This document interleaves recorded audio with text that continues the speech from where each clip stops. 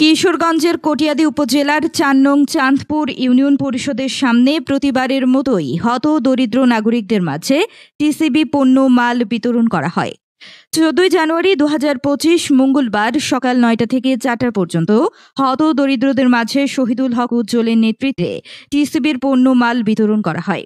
এ সময় উদ্বোধন করেন বাটা হাওর পুলিশ তদন্ত কেন্দ্রের ইনচার্জ বিদ্যুৎ কুমার বড়ুয়া, কটিয়াদী উপজেলার ট্যাক্স অফিসার বিজয় কুমার দেবনাথ, মোহাম্মদ আকরাম হোসেন ছোটন, মোকাররম হোসেন খান মোমেন।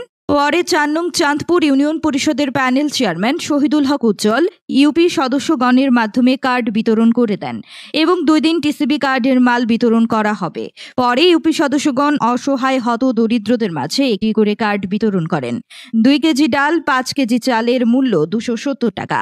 এ সময় একজন বক্তব্য রাখেন অসহায় দরিদ্র পরিবারের পক্ষ থেকে।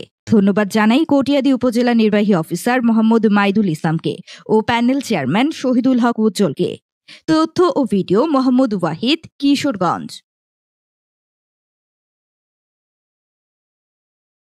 আমরা একটা কার্ড পাইছি টিসিবি মালে চেয়ারম্যানে দিছে, আমরা অনেক খুশি।